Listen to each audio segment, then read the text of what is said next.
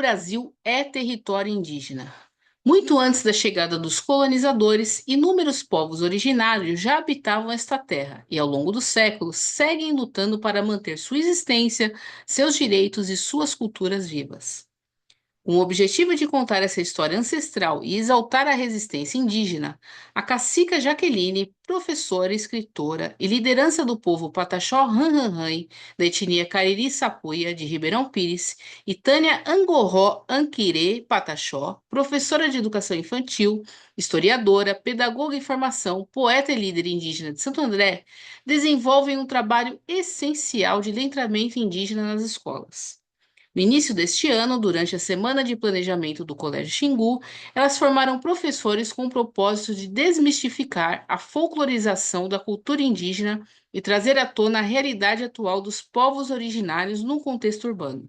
Neste episódio, elas compartilham como este trabalho de conscientização transforma a percepção sobre os povos indígenas, mostrando que a sua existência e luta vão muito além das datas comemorativas. Afinal, preservar e valorizar essas culturas é fundamental para o futuro de toda a humanidade. Eu sou Miriam Gimenez e está no ar mais uma edição do Xingu Cast.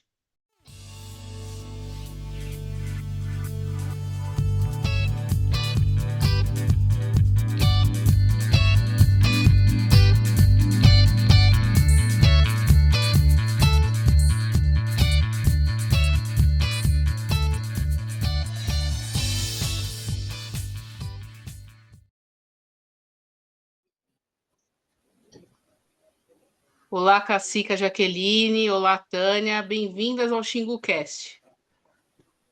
Boa noite, Itacorã. Muito agradecida ao Eri pelo convite. Nós Boa agradecemos. noite. Boa noite. Gratidão pelo convite mesmo. É muito bom, importante a gente estar falando nesse espaço. Então, boa noite a todos que estão nos ouvindo. Nós que agradecemos a participação de vocês. Bom, para a gente começar, eu queria que vocês contassem rapidamente um pouquinho sobre a trajetória de vocês, né? E como que vocês se tornaram lideranças indígenas das suas comunidades. Eu sou a Jaqueline Raiwan, né? Eu nasci em Ribeirão Pires, sou daqui de Ribeirão Pires, e quando a minha mãe faleceu, eu tinha 8 anos de idade, e meu pai ficou viúvo aqui em Ribeirão com 4 filhos, né? Então, meu pai pegou a gente, levou a gente para morar na Bahia, próximo da minha avó, uma cidade chamada Nova Canaã, na Bahia. Então, os 5 anos que eu morei próximo da minha avó, era uma comunidade que não tinha luz elétrica, não tinha água encanada, então a gente morava em casas de barro, telhados de palha. Então, durante 5 anos, a gente teve a convivência mais forte com a minha avó nessa comunidade. E junto desse lugar tinha mais umas 20 casas iguais da minha avó, bastante pessoas naquele lugar, né? Então, na época, eu imaginava que nós estaríamos dentro de uma comunidade indígena. Então, quando eu tinha uns 10, 11 anos, eu levei para minha avó uma figura, né, de uma família indígena e perguntei para minha avó se a gente era índio. E a minha avó fez assim, né, não deixava falar sobre o assunto, não deixava a gente, não explicava um segredo muito grande que as pessoas não comentavam.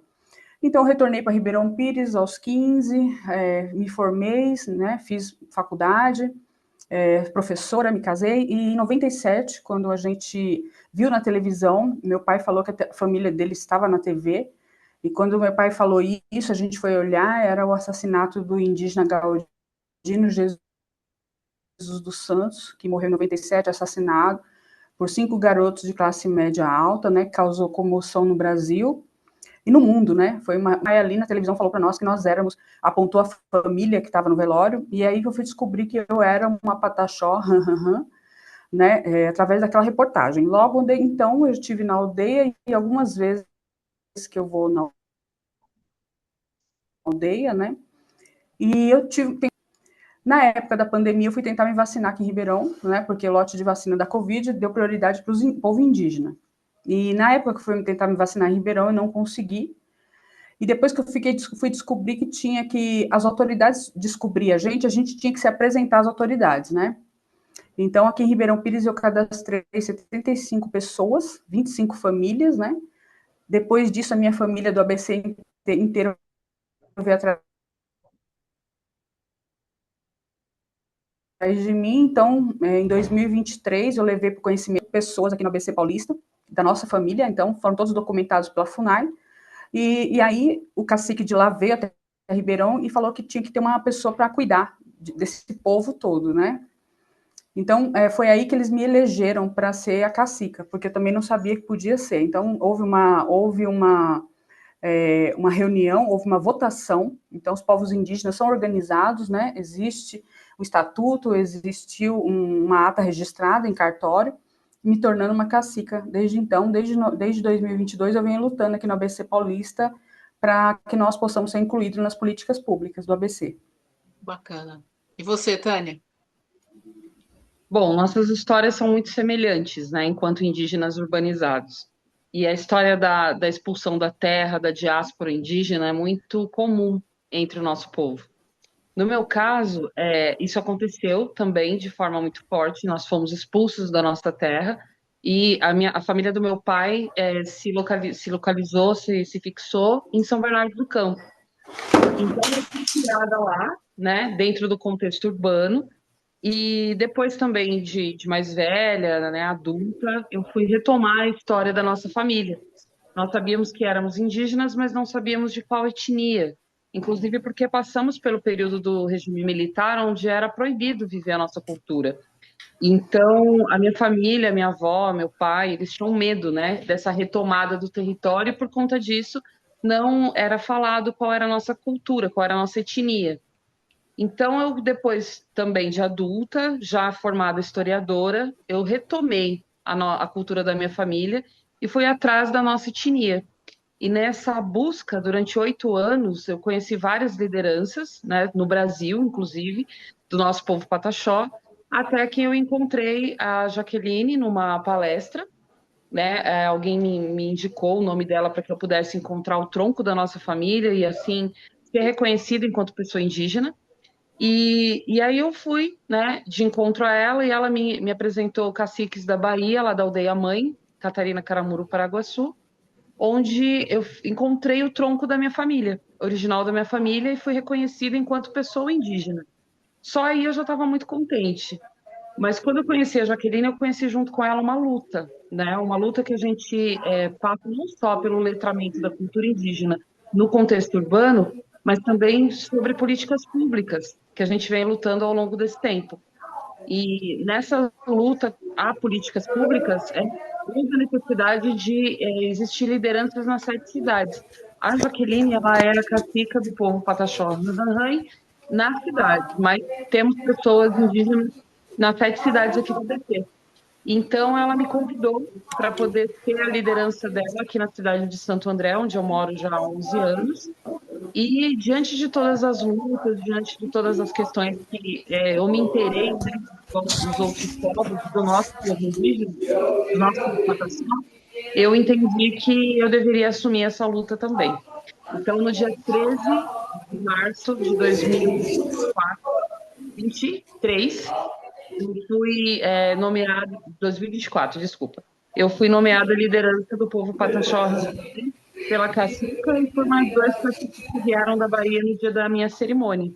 E foi uma cerimônia que aconteceu não só uma cerimônia espiritual, mas também uma cerimônia voltada às políticas públicas e com vários representantes das prefeituras. Enfim, essa cerimônia aconteceu aqui no consórcio das 7 cidades, no dia 13 de março do ano passado. Basicamente, foi dessa forma que eu me tornei uma liderança. Sim. E juntas, né, como lideranças, vocês também fazem um trabalho importante que é o de letramento indígena nas escolas, né? Como que surgiu essa proposta e quais são os principais desafios de levar essa abordagem para o ambiente escolar? Para mim, eu faço parte do Conselho da Igualdade Racial em Ribeirão Pires desde 2021, né, representando os indígenas da cidade, e esse conselho é composto por várias pastas, né, várias representatividades que sofrem com preconceito, racismo, né, as religiões das matrizes africanas, o povo negro, o público LGBTQIA+, né, e eu como indígena. Então, nas discussões, a gente pensou de uma forma como fazer para amenizar esse preconceito ou tentar levar o conhecimento. Na causa indígena, eu vejo que é muito desconhecimento. Então, a minha primeira palestra foi em 2021, né? Eu realizei, porque como eu sou professora também, eu pensei assim de uma forma de sair, de falar sobre isso, desmistificar a figura do povo indígena, que o indígena é aquela pessoa ignorante, né? Que o indígena sempre está associado ao passado. Sempre quando fala do povo indígena, ele está no passado, ele não evoluiu conforme o tempo, né? Todos os outros povos que chegaram no Brasil, então todo mundo lá na frente, só o indígena que é mostrado lá atrás. Então eu comecei a realizar palestras em 2021. Eu já perdi as contas de quantas escolas aqui no ABC Paulista eu fui. E aí eu encontrei a Tânia, né, que também, coincidentemente, é professora, né, então a gente juntou, tem mais pessoas da nossa família professoras, então a gente reveza quem pode ir nas palestras, né, então, e que eu acho muito importante levar esse conhecimento, e toda vez que a gente chega a fazer palestra, a gente causa muita estranheza, todo mundo aqui no ABC fica pensando assim, nunca imagina, né, muita gente aí fala, não sabia que vocês... Para mim não existia indígena aqui no ABC, então a gente escuta a fala não só de estudantes, de professores, né? E a gente escuta muitos professores pedindo material didático que não tem, como falar sobre o povo indígena na sala de aula. Então não tem material, não tem fala, né? Então eu acho que foi assim que eu comecei e acho que é uma coisa muito importante mesmo, pela educação. Então, na minha opinião, pela educação que a gente começa a fazer uma mudança, né? Sim. E até durante essa formação dos professores que vocês fizeram na semana do planejamento do Colégio Xingu, vocês destacaram essa necessidade de desmistificar essa folclorização que existe em torno dos indígenas, que foi o que você adiantou, né, Cacica? Quais são os estereótipos comuns que tomam forma, né, que as pessoas têm a respeito dos indígenas, não só nas escolas, como em toda a sociedade? Posso responder? Pode falar, Tânia. A gente tem uma escutado nessa folclorização no sentido de que o indígena ele só é reconhecido aquele indígena lá no contexto de aldeia, né? Então as pessoas elas desconhecem o indígena na cidade, no contexto da cidade. E principalmente qual motivo levou a população indígena a essa diáspora. Não se fala sobre isso. Então esse letramento, o desafio maior que a gente sente é essa desmistificação, né? Essa desfolclorização. Então, a gente tem uma dificuldade muito grande das pessoas entenderem, como a Jaqueline falou, que nós não somos pessoas ignorantes, né? Que nós não estamos lá no passado, que é o que traz o livro didático. Né? Geralmente, quando coloca a imagem do indígena, só se associa o indígena aldeado. E nós estamos em vários lugares, em várias profissões, né? Em vários segmentos da sociedade, por muitos motivos que não são contados. E um deles é justamente a diáspora indígena decorrente das lutas em relação à terra. Hoje se fala bastante sobre a questão da demarcação da terra indígena e todo mundo lembra muito dos indígenas lá no contexto de aldeia, mas ninguém entende que essas lutas por conta do território e até por uma questão de sobrevivência faz com que nosso povo saia do seu território, né? E para sobreviver, de fato, ele vem parar no contexto urbano. A nossa família, lá na região da Bahia, passa por conflitos assim homéricos em relação à terra, né? Muitas pessoas da nossa família estão morrendo por conta da questão da terra, na luta com garimpeiros, com fazendeiros. Isso acontece com o povo Pataxó, isso acontece com o povo Guarani Kaiowá, no Paraná. Isso acontece muito fortemente também agora, que a gente pôde acompanhar pela televisão, com os Yanomami. Então, muitos de nós ou morrem pela terra, ou se vê na necessidade de fugir de lá para poder sobreviver. E dessa forma a gente chega no contexto urbano. Então eu penso que a dificuldade maior, né, desse letramento é a gente trazer essa história que de fato não está no livro didático. De fato, a TV só mostra quando acontecem chacinas gigantescas, como o que aconteceu no último ano, né, em dezembro de 23 para 24 de 2023 para 2024, lá no território da Catarina Caramuru Paraguaçu, que vem acontecendo o ano passado todo com os Guarani Kaiowá, com os Yanomami, e só assim a nossa história vai parar no conhecimento do público em geral. Mas a gente trabalha para que a nossa história seja legitimada não só pelos livros didáticos, mas também pela cultura, seja reconhecida pelo Ministério Público e por todos os órgãos federais. Qual que é a realidade do indígena no contexto urbano, de fato, Tânia? Muitas, né? A gente está falando de uma cultura ágrafa, muitas vezes, oral, quando chega no território urbano não é reconhecida.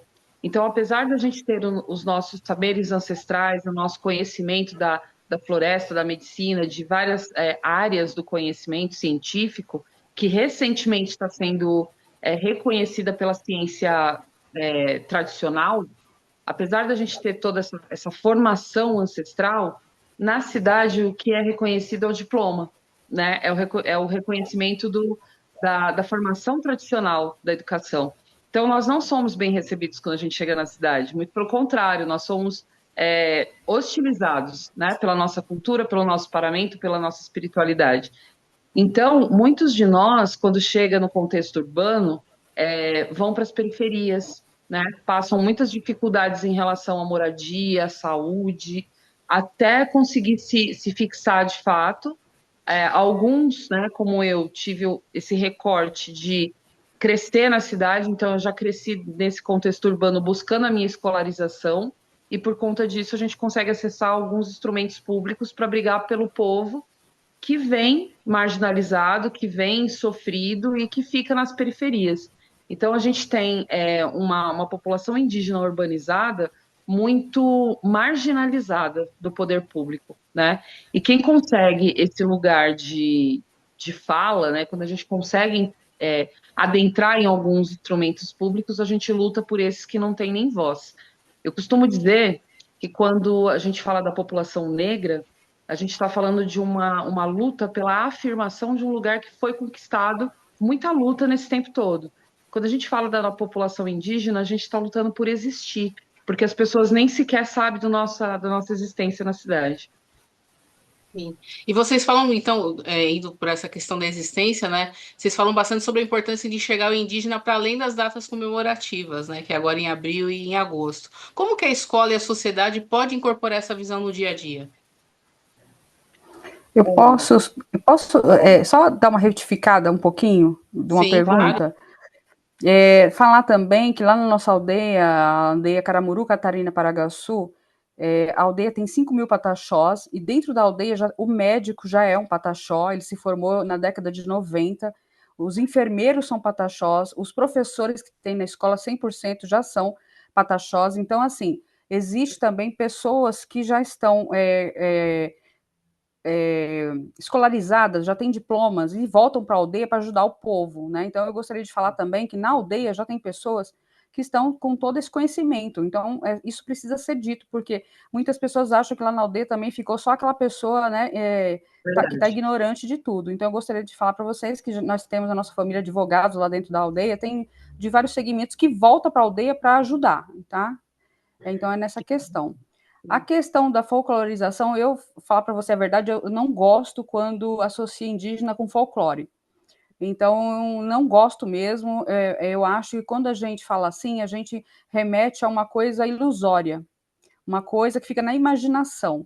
Então, eu sou uma pessoa totalmente contra essa questão de falar do indígena só na época do folclore, tanto porque o Dia dos Povos Indígenas, dia 8 de agosto, né?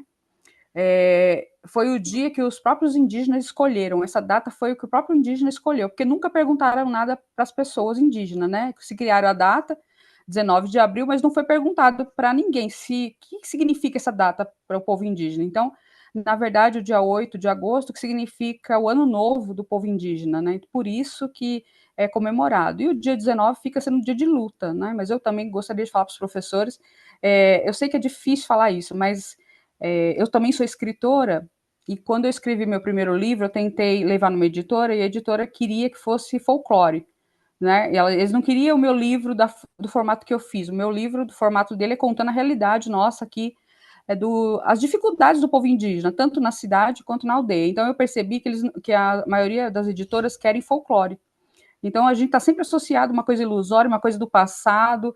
Então é uma luta difícil. Então eu acho que os professores podem reverter isso, né, falando que o povo indígena não precisa ser só em abril ou em agosto, pode chamar a gente em qualquer data para a gente falar, né, para a gente poder levar a outra a fala do povo indígena mesmo, né, da propriedade. E o professor está trabalhando isso, fora desses dois contextos aí, na minha opinião, eu acho que é por aí. Sim, eu sou professora de História, Sociologia e Filosofia na Rede SESI. E tudo que a gente fala, né, sobre toda a história que é colocada no livro didático é um olhar europeu, né? A gente tem uma história muito contada pelo viés do povo branco. Então, todas as vezes que eu falo, né, isso é uma dica para todos os professores, independente de que ano série, todas as vezes que a gente conta a história do povo europeu, a gente faz esse link com o que acontecia no Brasil nesse período, né? Por exemplo, eu estou ministrando aula de história hoje para o pessoalzinho do sétimo ano, né? E o conteúdo do sétimo ano são os grandes impérios e reinos, né? Africanos, asiáticos, europeus. E quando a gente fala desse tempo histórico, eu sempre relaciono o que acontecia no Brasil nesse período, como as pessoas viviam nesse lugar, qual era o tempo histórico dos brasileiros legítimos, né? Originários da nossa terra. Então, eu penso que isso é possível ser feito na matemática, na geografia, na história, em várias áreas do conhecimento. O que precisa é a gente ter a consciência de que a Lei 11.645, que fala que a gente deve falar nas escolas sobre a cultura indígena e a cultura africana, não seja de fato colocado como pontual em abril e agosto. A gente deve fazer essa relação com a história do nosso país. E a história do nosso país é indígena, né? Tem até um poema que diz que a mãe do Brasil é indígena e eu concordo em gênero, número e grau. Sim. E o Brasil é um país marcado pela luta indígena, né? Tanto no passado quanto no presente. Qual que é a pauta mais urgente hoje do povo indígena? Eu vejo pela nossa família, né, que a gente sempre está se comunicando, é a demarcação, né? A nossa aldeia, graças a Deus, já foi demarcada, mas mesmo ter sendo demarcada, não evita violência, o que acontece com os pataxós até hoje, da nossa família lá no sul da Bahia, mesmo a terra sendo demarcada, não impede da violência, não impede da matança. Então, imagina aquela que não está demarcada, né? Então, a demarcação é urgente porque ali assegura o direito daqueles povos que moram ali, né? Se não tiver demarcada, qualquer prefeito ou qualquer governo que de repente entre ou qualquer lei que ele possa colocar, ele pode estar tirando aquele povo daquela terra, né? Então, assim, a coisa mais urgente é a demarcação para os povos indígenas, que seria a pauta mais urgente. Sem dúvida. E para a gente encerrar, né? Que mensagem que vocês gostariam de deixar para os professores, alunos e ouvintes que querem apoiar essa valorização da cultura e das tradições indígenas no país? Olha, eu penso que todos os professores, quando forem falar dos povos indígenas, eu acredito que eles devam colocar a etnia, né? Sempre que for falar de um povo, fala qual é a etnia, porque geralmente a gente vê nas escolas murais cheios de fotos dos povos indígenas e não se tem cuidado de colocar nem qual que é aquele povo. E lembrar que são 305, mais de 305 povos, são quase 200 línguas faladas aqui no Brasil. Então, os professores têm que falar sobre isso, né? Respeitar essa etnia, respeitar esse povo, trazer para o aluno, quando fala dos povos indígenas, trazer o presente, falar do indígena no atual, né? É uma coisa que a escola precisa, os professores precisam fazer, e apoiar a causa indígena, né? Porque, assim, nós somos uma minoria, nós somos aí 10% do total da população brasileira, já é muito pouco, então a gente precisa da pessoa que a gente fala o juruá, que não é a pessoa indígena, que nos ajude. A gente precisa de vocês, precisa da escola, precisa dos alunos, precisam que eles levantem conosco essa bandeira, né? Então, para mim, aqui para o ABC, eu peço que sempre acompanhe a gente nas redes sociais, que a gente sempre está colocando lá as nossas reuniões com o Ministério Público, né? Que geralmente reuniões públicas que qualquer pessoa pode acompanhar. Então, eu acho que a pessoa também indo lá nesse espaço para saber o que está acontecendo aqui no ABC é uma forma de apoiar também a nossa luta. Também saiu um documentário sobre essa história que eu estou te contando, um documentário que nós fizemos, né, sobre o nosso povo pataxó aqui no ABC. Então, levar esse documentário nas escolas também, assistir esses documentários também é uma forma de apoiar a nossa luta. Eu penso também, complementando tudo que a Cacica falou, que de fato é tudo muito sério, urgente, importante. Nós estamos vivendo uma época de eventos extremos climáticos, né? E quando a gente fala da população indígena, a gente fala do único território preservado que a gente tem no Brasil, é território indígena, né? Então, quando a gente faz essa correlação com a história do povo indígena, os eventos que a gente vem sofrendo hoje, né? Exemplo de hoje, essa entrevista está acontecendo no dia 17 de fevereiro de 2025, esse calor extremo que a gente está vivendo em outros pontos do planeta, o frio extremo, condições adversas. Quando a gente fala sobre a população indígena, a gente está falando sobre a sobrevivência do planeta, né, no geral. Então, quando a gente relaciona a história do nosso povo nativo com a construção desse país e principalmente com todos os eventos que estão acontecendo no mundo, como eu disse, é um letramento cultural que perpassa por várias disciplinas.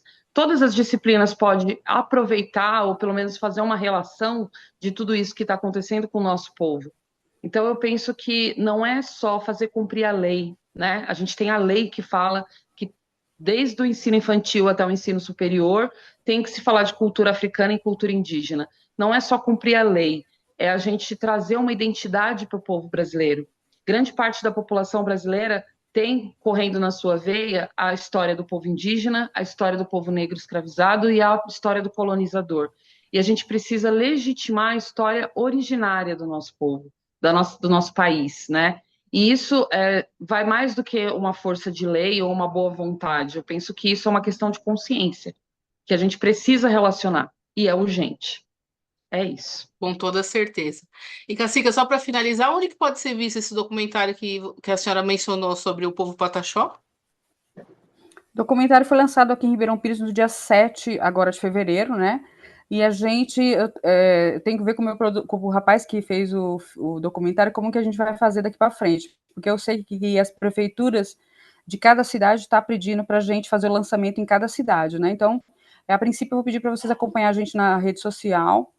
É o Instagram Jaqueline Raiwan, né? Então, lá eu vou estar colocando aonde a gente vai estar apresentando esse documentário, que fala sobre a nossa luta aqui no ABC Paulista.